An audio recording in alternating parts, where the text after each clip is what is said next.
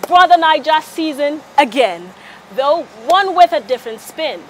Familiar faces, hopefully different vibes, with expectations that they will be full of good fun in view of the criticisms that has trailed recent editions. While season 8 has gotten up to an interesting start and has got people talking again. It is providing much needed distraction for many who have been wearing long faces for all the reasons you know.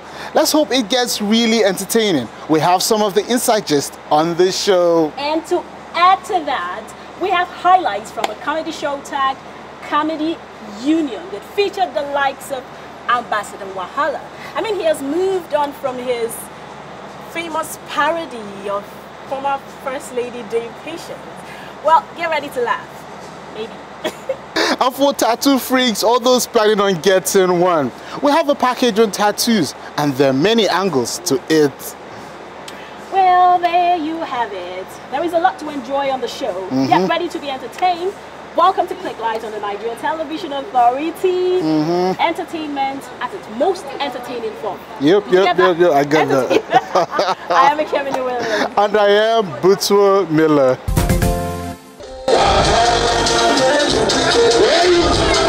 He said if he were to marry me tomorrow, that he wouldn't because of the tax.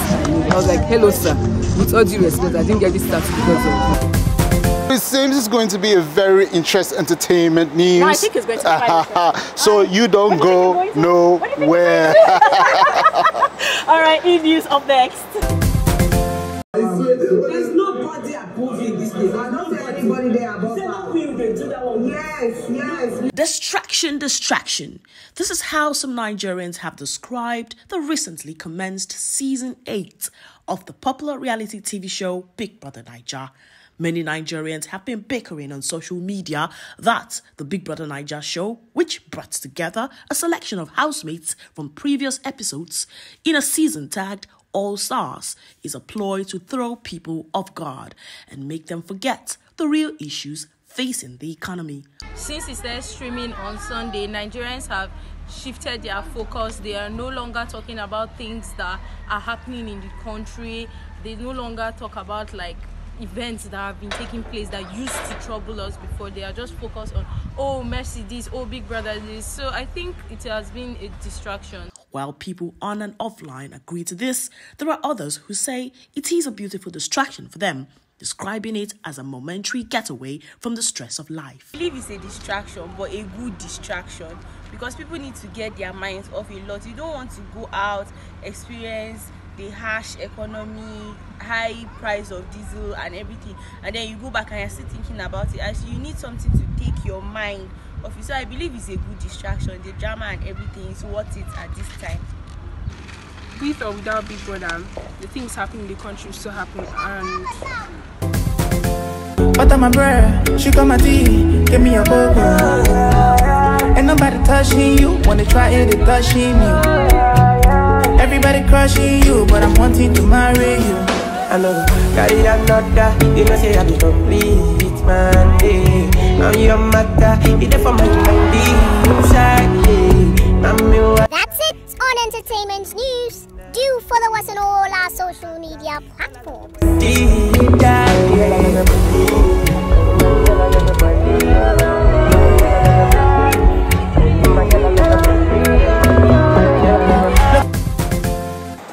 It's quite an interesting period in the country now, and I feel, well, people are allowed to look for things to distract them, to put their worries aside, but man, something that is worrying you will worry you. Well, I think some people have different ways of handling situations. Some people want to face it head on. Some people are like, you know what, let this just chill for a while. Let me just go find something to distract, which is, you know, which classifies the set of people that are like, you know, Big Brother is like a welcome distraction. Some others are like, no. Well, I fall in that category. I like it when I have maybe a job to get done or stuff bothering me. I just want to face it head on and then go back to play. You know, we're talking about taking their mind away. You know, one of the Big Brother All-Stars, I overheard one of them saying that, you know, entering the Big Brother as an opportunity, stop paying bills, you know, no buying fuel, no meter, you know, free food. So I guess some of them are just treating their worries that way. Come on, laugh now, laugh soon. I mean, who doesn't like a good laugh? And which is why great comedy is a compelling part of entertainment package. Any entertainment package. At this popular spot in Abuja, comedians converge every Sunday to get people to laugh it up. Miller was there for the last episode.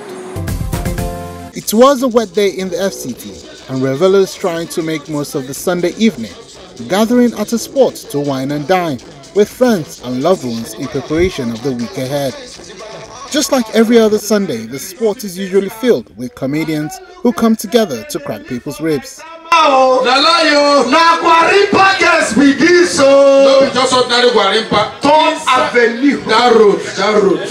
If any of them just tell you I live after Charlie Boy, my brother no collect number. You see as I slow they look you, they don't do a shake. The event wasn't short of excitement, as fun seekers booked it to forget the season in the face of economic tension in the country.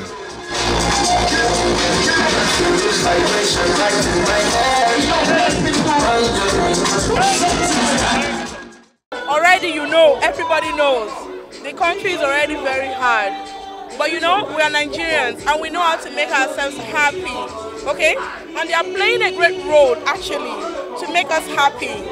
The guys, they have paraded here as comedians, they are amazing. Quality from all parts of Abuja. They brought them together, you know, to make sure that people are laughing. But there are a lot of things happening in Nigeria now. So we need a place like this, you know, to keep ourselves warm, to keep ourselves, you know, laughing and being happy. I think that content of comedians are very entertaining and they are very pleasing. So for them to do something like this is really amazing, so that people can come out and just relieve stress of the country. So it's really nice and I commend them for doing a great job. The organizers of the event were thrilled with the smile the event put on the face of revelers, even as the reactions continue to trail the removal of fuel subsidy.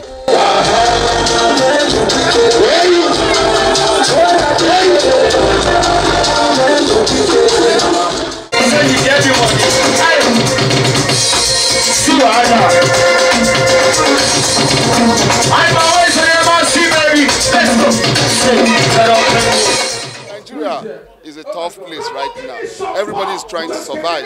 So we feel the only thing to make people happy is comedy. That's the essence of what you're seeing here today. So that's the genesis of, we just want to feel people to feel happy, everybody to come together and feel that no matter what you're going through, comedy is always the best therapy to make you happy. Something that we give to the masses to just make them laugh and to try and just bring down the tempo, you know, of the country. You know, just get people happy. Just forget about what they're going through. Forget about the price of the fuel or price of the things in the market and all that. So it's actually a welcome event. We realize that every Sundays most people in Abuja are bored, and then since we are creative acts, very funny acts, we now came up with this idea, the Comedy Union, every Sunday, where every citizen, every resident in Abuja will come, sit down, relax, have fun, enjoy their money and laugh very well. A lot of things that have really divided us as Nigeria, both religion and ethnic, and two things that bring people together, football and comedy. So we're using our comedy now to unite all Nigerians to make sure that they are one. Well, it wasn't all about making people laugh, as guests who were born in the month of July were celebrated.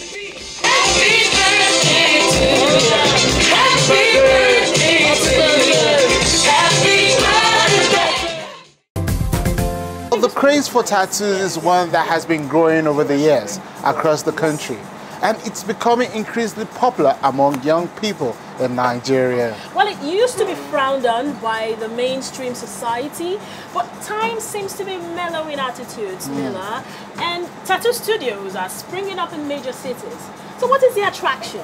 Could there be health implications?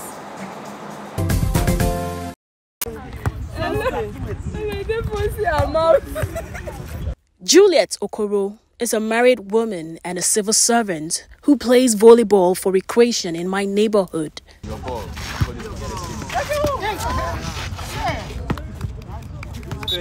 So, she would qualify to be called respectable.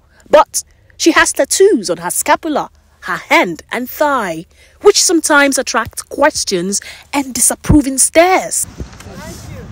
So I asked Juliet if she feels she is being misjudged by people. When I did the tattoo, there was one statement a pastor made. Of course, a pastor, a clergyman. He said if he were to marry me tomorrow, that he wouldn't because of the tattoo. I was like, hello sir, with all due respect, I didn't get this tattoo because of him. I got it for myself, and he was friends with this, and also it was dedicated to my mom. Juliet is just one of many young persons out there who have bought into the increasingly popular trend of getting tattoos.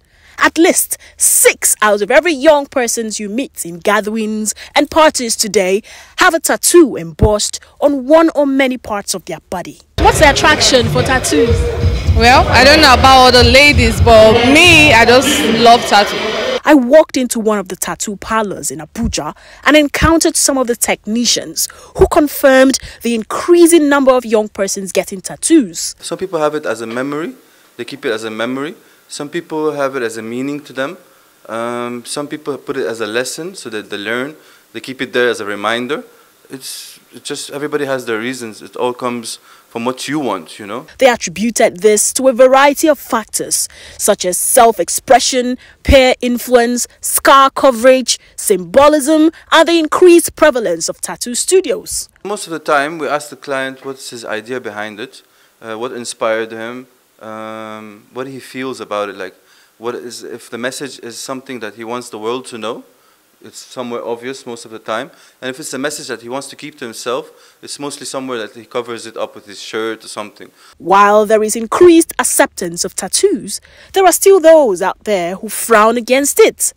I must say I didn't like it. It's very irritating to me. Dr. Kara Johnson, a specialist integrative medicine physician, says the tattooing process may have some risk if not carried out under clinical supervision. Because a lot of them say things like, no, it was sterilized. You don't sterilize needles to reuse. That's absolutely wrong. You don't know how every sterilization has its own duration. Some would go through heat to 100 degrees, some would go through heat to 40 degrees. And come on, these people don't even have thermometers to check. And some of them now have these small boxes where it's a heat box and they just put stuff in it and turn it on and it's hot and they bring it out, it's sterilized. Come on, those things are not sterilized. And some now just use fires from lighter and they do it's sterilized. That's how they think. You can't donate blood almost immediately because we need to observe whatever is happening in your blood system. So, you know, you can't contact HIV today and it shows in a test. You can't contact hepatitis B today and it shows in the test. You can't contact MISA today and it shows in the test. Why? We need to give you some time to react to these things. So when your blood has been taken in for testing, it can show positive to anything or negative to anything. So that's the only reason why people who have just recently had tattoos cannot donate blood or will not be allowed to donate blood. But if your tattoo is over 6 months to a year, that's fine. They could just carry out the regular testing and you're good to go. So that's why it's important anytime you have to donate blood, always speak up to say, I just had a tattoo, I just recently had a tattoo. Dr. Johnson, however, says tattoos may have some health benefits. It can boost the immune system.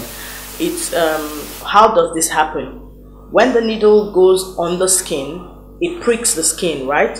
So the skin automatically sends the message to the brain to say that, hey, there's something coming in. And then when the ink drops into the skin, the layer of the skin, the brain has already received it that there's a foreign body inside the body system. So the immune system is now the soldiers. They come up to say, hey, what's going on here? So that push to say, hey, what's happening here? What's happening here? Causes the, like you know, the swellings after the tattooing. So those swellings that come up is the immune system doing this, like what's going on. So for every time the immune system is ready with its boxing gloves, it's making it stronger. Whatever it is, this is one fad that is not about to go away. I mean, I met a girl who was like, do you know that it's because of my tattoos that I got married? My husband saw it and was like, wow, what do you men think? I mean, at first impression, like if you meet a girl who is wearing like a tank top and has like this tattoo adorned all over her back, beautiful, what comes to your mind? Are you like, oh, crazy girl? Or it's like, what comes to mind? Well, someone like me that is not judgy, so just cool to me. It's just the same way you see a Fulani or someone from the north with lele all over her body and all that. Some people see it and say, what is all that, you know? While some people see it and they don't think there's any issue with it. So I think for me and some of us there, man, it's just okay. It's cool, yeah. Okay, now what is life without a sprinkling of good here and there? Which is why we celebrate good-spirited Nigerians who continually support community development initiatives to alleviate inequality in education, healthcare delivery, and social welfare. Now, this is what's the silver lining for the Needy Initiative, a non-profit organization in Abuja, has been doing. They recently commemorated their 14th anniversary. How would you clink your glasses? Let's do it together now. Established in 2009 to promote the spread of humanitarian aid to the poor and the vulnerable, Silver Lining for the Needy Initiative, SLNI, has been positively touching people's lives, especially women, children and youths. Bless you how I the good Lord. For 11-year-old Michael Lawrence, who would have gone completely blind, and Rhoda Samuel, a widow who is now a proud manufacturer of liquid soaps, Silver Lining's impact in their lives is heaven sent. That's when I came into the picture when it was almost over for me. Paying for surgery, for my surgery. I feel happy. I'm very joyful. My father died, so my mom could not take care of my education anymore. And then they sponsored me.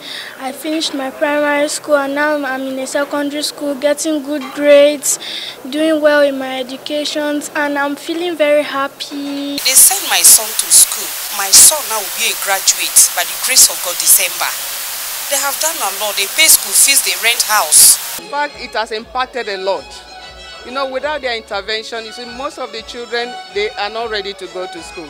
But because she has brought this intervention into the community, you see, many children are now even running to Bema School. And that means there would always be need. And if there is always need, there will always be a need for organizations like this to do more and reach more people. So that's what the expectation is, to reach more people and to really have impact on the ground so that lives are saved, you know, lives are transformed, kids are going to school. This is actually a very well thought out issue, a very well thought out initiative. As Africans, as Nigerians, we need to be our brother's keeper. But one area that I think they really are hitting on the target is maternal mortality. Whatever they can do to reduce maternal mortality, we improve our health indices. And no matter how much you don't have, you still need help. So when we see people like her who have blazed the trail, we encourage every other Nigerian to follow suit. Whatever you can to help the less privileged, please do. And I celebrate Hawa because she's a forward-thinking young woman, a woman who is very proactive, somebody that gives me hope in this country because she's not sitting there waiting and complaining. Having been granted special consultative status by the United Nations in 2021, providing for the needy across communities in 14 states and expanding to more in the country was paramount during the 14th anniversary festivities. Well, we're in Africa, and as we know, there's so much to be done, and government alone cannot do it. So That's the reason I started it. There are lots of gaps in the education, in health. For me, the greatest things I can't forget are on the field. When we're on the field and we see the faces of those who we have impacted, those are things that make me remember why and the reason why we have to keep going on. This night is a celebration of our journey for 14 years. Just bring our partners. We have our partners here, our government partners, our international partners, our local partners, our friends, our supporters, coming together just to celebrate the journey.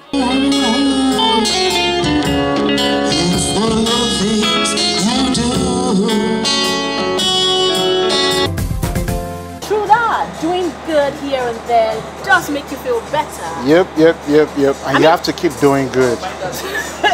Okay, so guys, just to let you know, this is non-alcoholic, so don't pay mind to Miller's eyes. It's just being a cool guy. So, like I was saying, can we take that again about doing good? Doing good. Good. It's been an interesting ride on this week's episode. Keep the dates next week. Keep watching us on the same station, same time. I am Butua Miller. And I'm Kevin Williams. Salute. How long will it take you to realize? I don't know who to run to right now. I'm in fire. I must stay, but I'm still out there. What are we doing, my dear, my dear? I surrender you myself.